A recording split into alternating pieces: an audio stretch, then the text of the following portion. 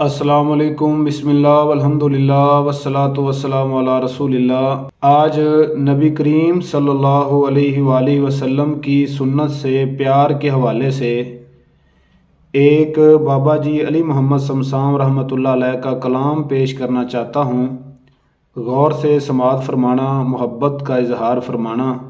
बाबा जी अली मोहम्मद शमसाम सुन्नत की मोहब्बत के हवाले से पंजाबी में ये पैगाम देते हैं। फरमाते हैं, सुन्नत नबी दी सजना सीने लगाई जाई, सुन्नत नबी दी सजना सीने लगाई जाई, लोकां दे ताने मेणे झोली विच पाई जाई, सुन्नत नबी दी सजना सीने नाल लाई जाई, लोकां दे ताने मेणे झोली विच पाई जाई। हसन सुहैब वांगू जैद खुबैब वांगू पाक नबी दे उत्तों जिंदड़ी गुमाई जाई, सुन्नत नबी दी सजना सीने नाल लाई जाई। दिल विचों शिरक कड्डी, दिल विचों शिरक कड्डी, रब दा ना बूआ छड्डी, लोकी वहाबी आखन जम जम अखवाई जाई, सुन्नत नबी दी सजना सीने नाल लाई जाई। ला इला ते हो जाई पक्का, जालिम जे करन धक्का, ला इला ते हो जाई पक्का, जालिम जे करन धक्का,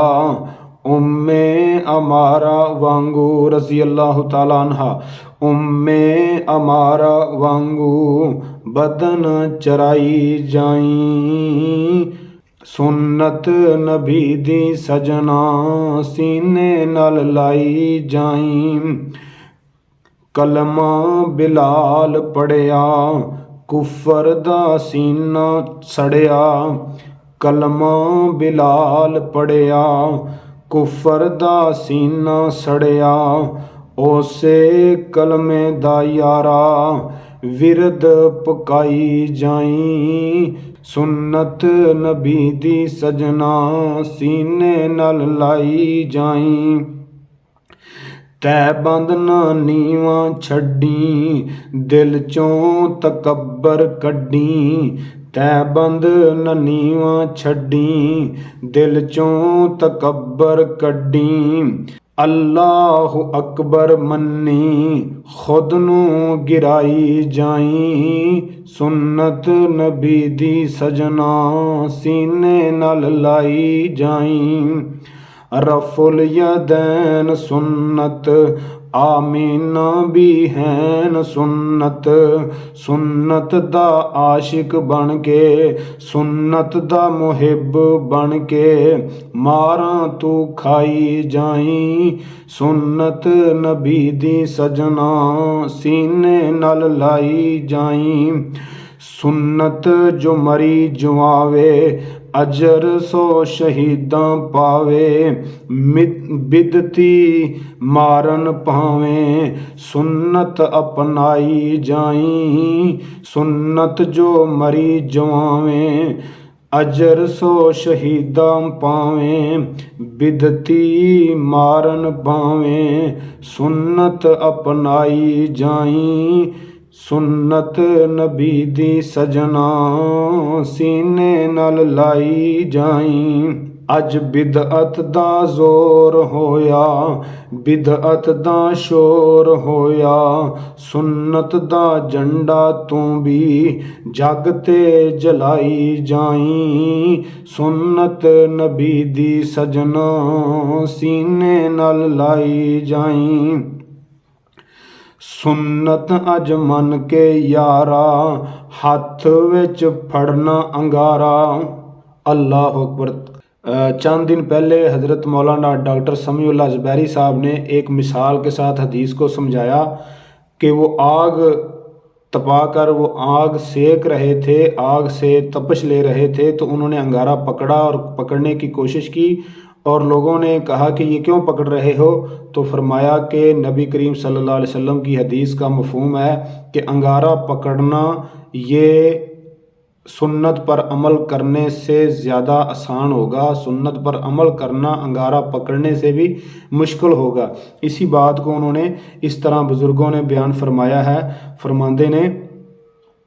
سنت اج من کے یاراں ہاتھ وچ پھڑنیا انگارا،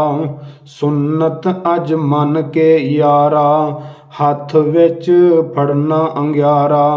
ہتھوں نہ سٹی باویں سب کچھ جلائی جائیں، سنت نبی دی سجنا سینے نال لائی جائیں، سنت کلیجے لا کے پیارے سنگ پیار پا کے، سنت کلیجے لا کے، سنت نو کلیجے لا کے، حدیث نو سینے لا کے، سنت کلیجے لا کے، پیارے سنگ پیار پا کے، سمسام درود پڑھ پڑھ اگا بنائی جائیں، سمسام درود پڑھ پڑھ اگا بنائی جائیں، سنت نبی دی سجنا سینے نال لائی جائیں، لوکاں دے تانے مینے جولی وچ پائی جائیں، سنت نبی دی سجنا سینے نال لائی جائیں۔ یہ پنجابی میں کلام تھا بابا جی علی محمد سمسام رحمۃ اللہ علیہ۔ انہوں نے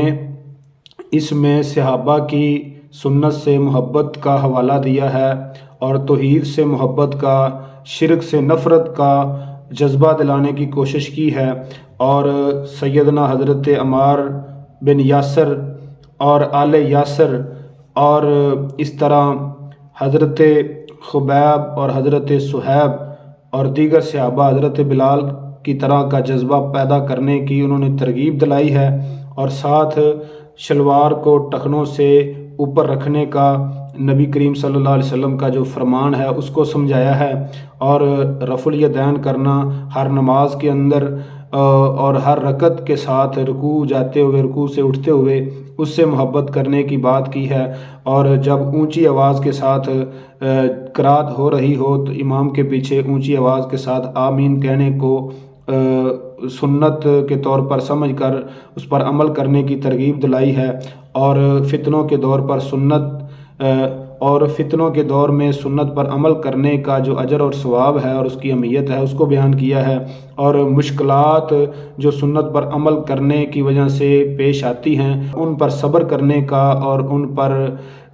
برداشت کرنے کا انہوں نے درس دیا ہے، سبق دیا ہے۔ تو بابا جی علی محمد سمسام رحمۃ اللہ علیہ ان کی ساری شاعری اسلام کی سپورٹ میں ہے، قرآن اور حدیث کی ترجمانی ہے، تو سب کو پڑھنی چاہیے، سب کو ان پر مطالعے میں لانا چاہیے۔ اللہ تعالی ہمیں قرآن اور سنت کی روشنی میں زندگی بسر کرنے کی توفیق عطا فرمائے۔ السلام علیکم ورحمۃ اللہ وبرکاتہ۔